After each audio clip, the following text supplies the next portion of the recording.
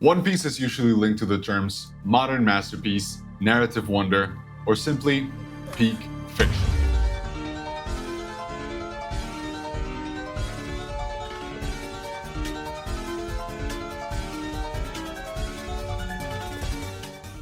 Today, as the most intelligent One Piece fan in the world, I'm going to explain it for you. One Piece is about the friends we make along the way. Now, it's plain stupid to think that a series that is about the friends we make along the way could reach the heights that One Piece has reached. For some quick context, One Piece is the work of mangaka Eiichiro Oda, and it first came out July 22nd, 1997, making the series almost 30 years old. At the time of recording, it stands at 1,141 anime episodes, 1,158 manga chapters, several movies, the only decent live-action adaptation ever, and an infinite amount of merch. And it's not even over. One Piece fans are eating good. Now, I'm almost certain that anyone who has ever been into anime is at least aware of the existence of One Piece, because it's not only one of the longest or most popular series in the world, but it's also the best-selling manga series of all time. So sure, you might have seen this little guy before, or recognize this straw hat when you see it online, but you don't really know what One Piece is? Then let me tell you, my friend, that this video is for you. Because as an obsessive One Piece fan that has been caught up for half a decade now, I'm going to try my absolute best to make sure that you understand the basics of One Piece and hopefully convince you to pick up the series by the end of this video, which is almost entirely spoiler-free. Or even better, if you're a One Piece fan and you're trying to convince someone to start it, send them this video and thank me later once they catch up and start loving the story as much as you do. So now that we're all acquainted, lay back, grab your One Piece licensed Luffy yogurt drinks, and let's set sail, because this is One Piece explained by an idiot.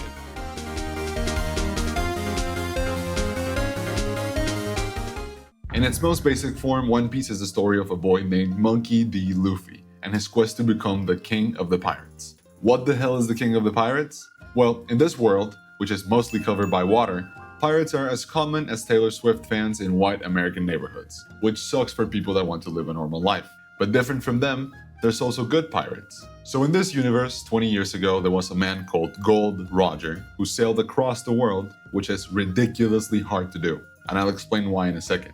But doing so turned him into the king of the pirates. Gold Roger later turned himself in to get captured by the Marines, which are basically the police of the world, and before he got publicly executed, he said, "You want my treasure? You can have it! I left everything I gathered in one place." This call to adventure started the Great Pirate Era, as people rushed to the seas to find his treasure. This treasure is the One Piece, and whoever claims it will become the next king of the pirates. It is commonly believed that this treasure will be found once someone sails across the world, which I already said is really hard to do, but in theory, it is a very linear path for Luffy to achieve his dream. And I know that sounds pretty simple. So then why is One Piece so goddamn long? Let's begin to answer that question by first understanding the world of One Piece. This story takes place in an alternate version of our planet that looks like the Super Smash Bros. Logo, but this weird geography serves the narrative purpose of setting the limits for the race to the One Piece. Now there's 4 different oceans, or blues as referred to in the story: South Blue, West Blue, North Blue, and East Blue. This brighter strip in the equator is the Grand Line, which is a treacherous strip of ocean where huge monsters live and weather is merciless. This same strip of ocean is also the one that pirates need to sail across to potentially find the One Piece, since it's where Gold Roger and all the other famous pirates carry out their pirate activities. And this thick boy that goes across the planet is the Red Line, which is the only continental formation in the entire world, and it stops people from sailing freely from ocean to ocean. So in order to do this, pirates and regular ships need to enter the Grand Line through Reverse Mountain. This is the only way to enter the Grand Line due to the 2 strips of ocean that barricade the Grand Line from any other point in the planet, the Calm Belts, which are areas that never experience any wind, making it impossible to sail through with the normal wind-powered ships in the world of One Piece. And on top of that, it is where all the massive Sea Kings nest, so trying to cross a calm belt is just plain stupid. With that in mind, it is easier to understand why One Piece would be a longer series than usual, considering that the first 50 episodes take place only in the West Blue, and it is later than Luffy and his crew sail into the Grand Line. Still, I feel like there's a little difference between 50, 100 episodes difference to 1100 and counting. Another factor that might add to this episode count is the fact that these are not normal pirates. They have a wide range of abilities that can come from eating something called a devil fruit. Devil fruits are mysterious fruits of unknown origins that give their user crazy abilities. These range from being able to eat everything you want, like Kirby, to making asteroids rain on Earth to decimate your victims. Devil fruits get their name because it is said that whoever eats one makes a pact with the devil, which makes them be rejected by the sea, and then they lose their ability to swim. This means that our protagonist in our pirate anime, in a world that is almost entirely covered by water, can't swim. But that doesn't stop him from trying.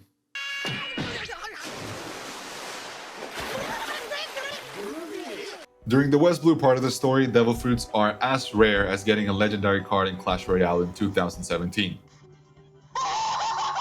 But in the Grand Line, they're pretty much handing them for free for everyone, much like current Clash Royale. So like I said, Monkey D. Luffy ate a fruit himself, the Gum Gum fruit, which turned him into a rubber man that can stretch and bend and do almost everything he wants with his body, which is a ridiculous power to have, but also goes really hard in the way that Luffy uses it.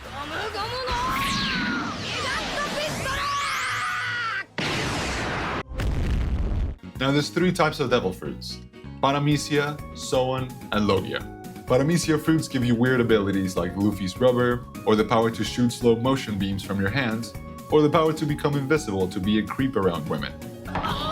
These fruits are mostly the ones that Oda thought would be really funny to draw, or like a last minute idea he had and he wanted to use it as a devil fruit in the series. Soan fruits are animal fruits with a fancy name. We have a bull fruit, a mole fruit, a human fruit, and so on. You get the idea.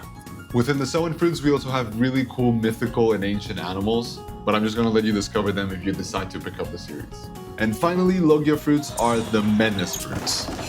Logia users are like your big brother when you fought as kids and you had no fucking chance of not getting your ass whooped. They are elemental powers: ice, fire, sand, light, nature, I don't know. What makes them really broken is that their user can destroy their bodies without dying, so you can literally pierce their heart and they will not die. These devil fruit powers make for amazing fights and abilities, but they are only one half of the One Piece power system. The other half is Haki. But I can't really go into this one without some major spoilers, so I'm just gonna let you discover that one in your own time. For now, let's talk about the characters. Of course, since the world of One Piece is so huge and the series is so long, we get to meet an insane amount of characters, which is something over 1,000 named characters by this point. As much as I want to, I'm not going to sit down and name every single one of them, but instead I'm going to explain the overall dynamics of the world so you can understand why Luffy isn't the king of the pirates yet, in case I forgot to mention that. This world is ruled by the world government, who charge all the islands that are allied with them a tax for existing, basically.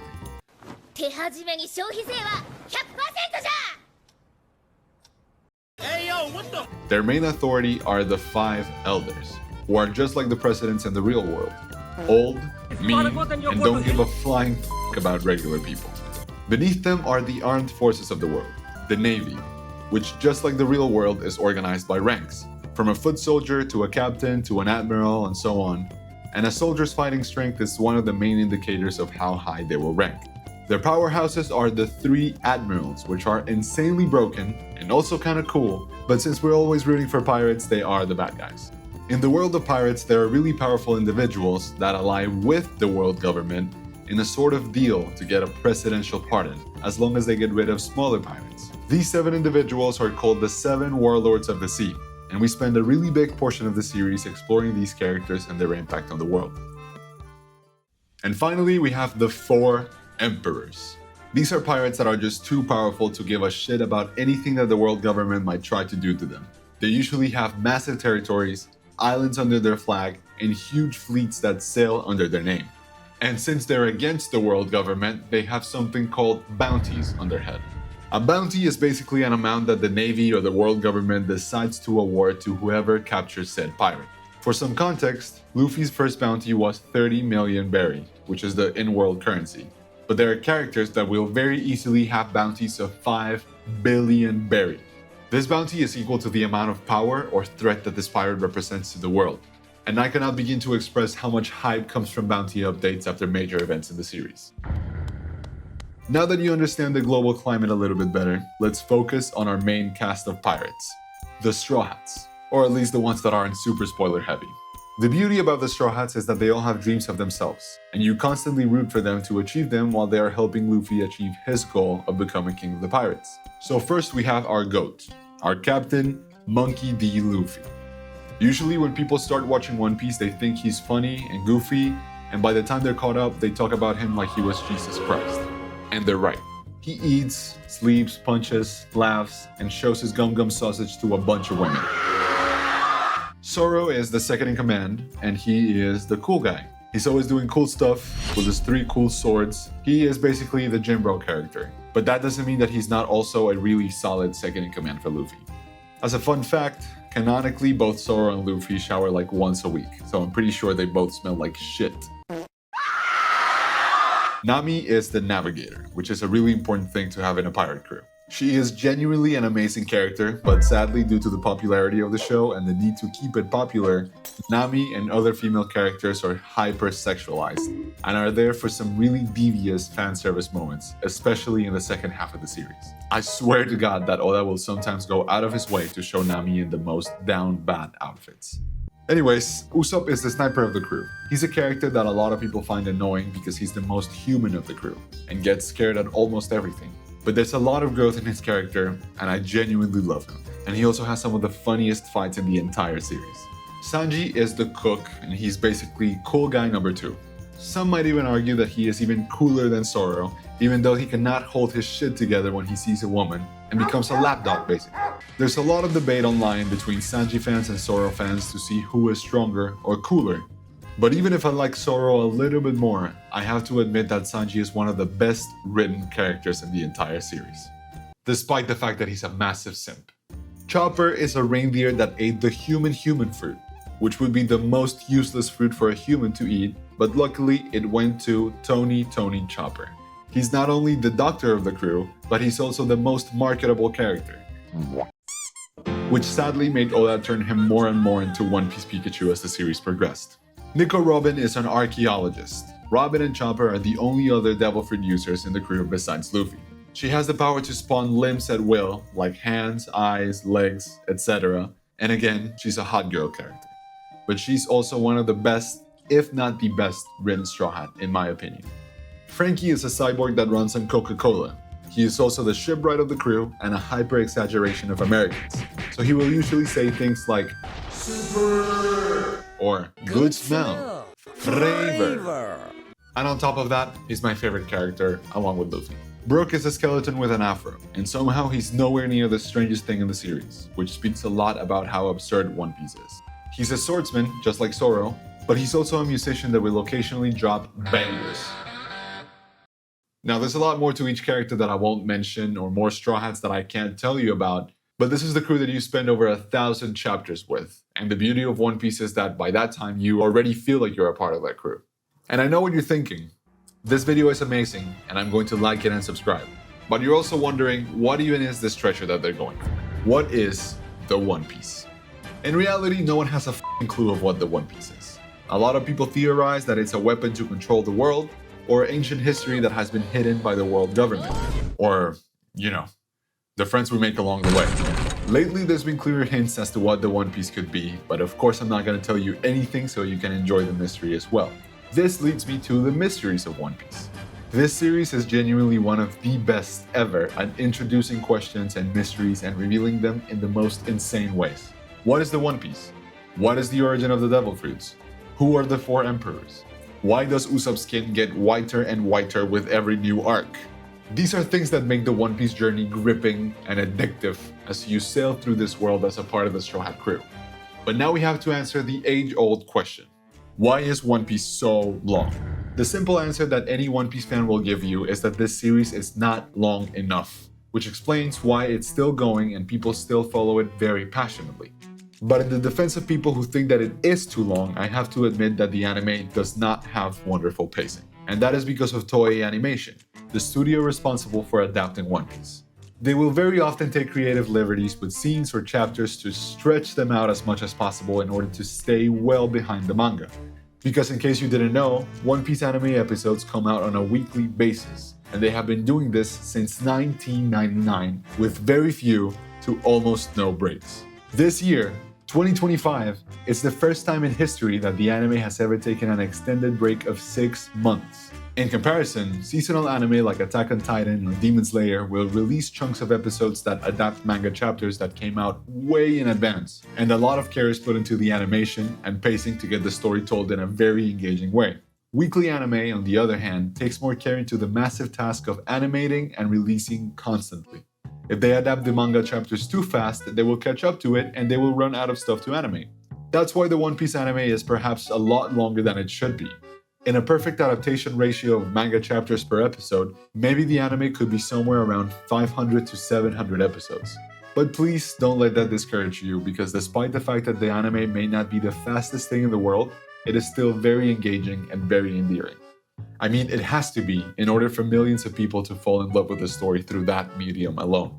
But if you want to talk about the length of the main story, which would be the manga, I swear that it's not long enough. Because I know that it may sound insane to follow a single story for 1,000 chapters, but the way the story of each character and each island is told is so captivating that you will get lost in an arc until it's time to resume the main journey. In my opinion, this is the main thing that makes One Piece so special, because there are very few pieces of fiction that will have a world so well built and so lived in that you can just get lost in it.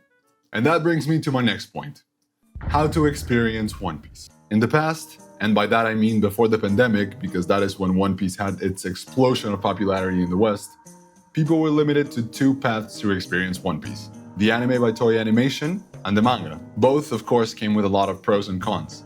There are some people who don't read and don't want to have to find each chapter online, or don't want to buy the physical manga, which is totally respectable, but the manga is shorter and very consistent with its quality.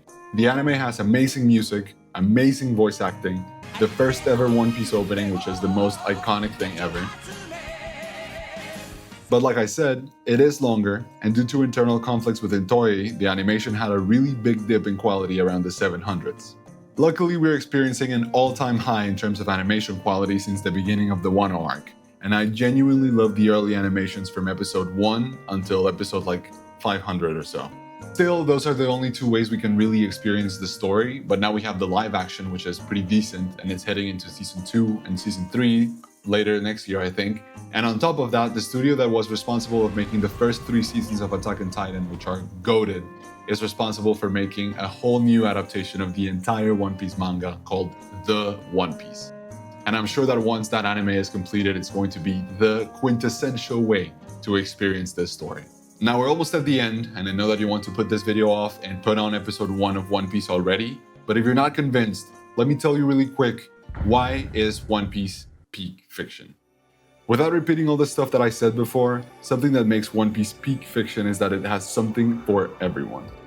There's funny characters, cool characters, queer characters, amazing mysteries, insanely deep themes like racism, war, authority, freedom, and some stuff that I cannot say on YouTube. And all of these things are done with an insane amount of quality.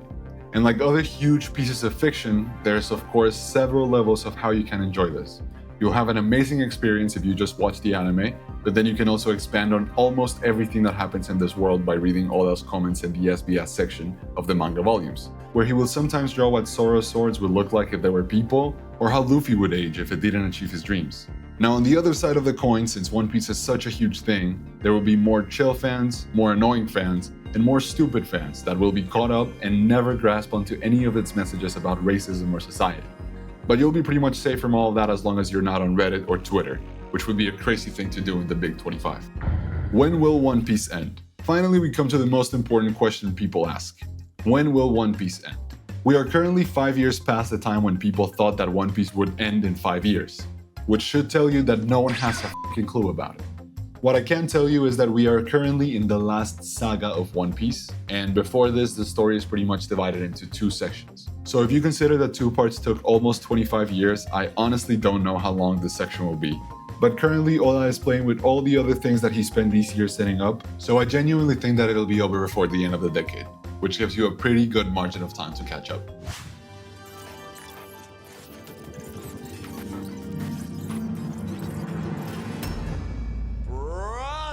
So that has been my explanation of One Piece.